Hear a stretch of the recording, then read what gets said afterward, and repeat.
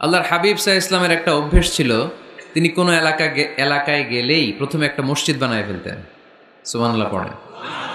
তার মানে মসজিদ কেন্দ্রিক তিনি সব করতেন, মস্ক সেন্টার, আগে মসজিদ তারপরে সব। যেমন তিনি মক্কা থেকে যখন মদিনায় হিজরতে আসবেন, মদিনায় ঢোকার আগে কোবা নামক একটা এলাকায় তিনি কয়েক সপ্তাহ ছিলেন।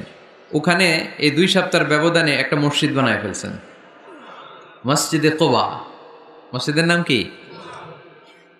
প্রতি শনিবারে তিনি মসজিদে কোবায় যেতেন, ওখানে যেয়ে সালাত পড়তেন।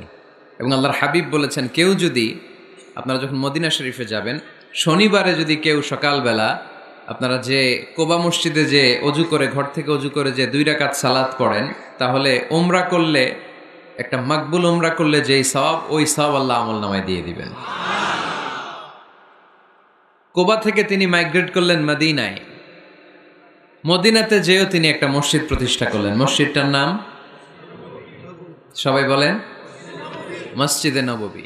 আল্লাহ রাসূল সাল্লাল্লাহু আলাইহি ওয়াসাল্লাম খুব চমৎকার লোকেশন বাছাই করতে পারতেন। লোকেশন তিনি দেখলেন কোথায় করলে ভালো হয়, কোথায় কোথায় কোথায়।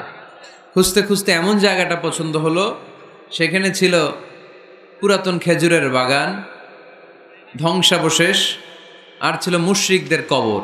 আল্লাহর হাবিব বললেন, মুশরিকদের কবরগুলোরে হাড্ডি আর কঙ্কাল সহ উঠায় ফেলো, উঠে আরেক জায়গায় দাফন করো। সুবহানাল্লাহ পড়েন। কেটে সমান করো, ধ্বংসাবশেষ ভেঙে মাটির সাথে গুড়িয়ে দাও, এখানে হবে আমার মসজিদ। স্থাপিত হলো মসজিদে নববী। সুবহানাল্লাহ পড়েন।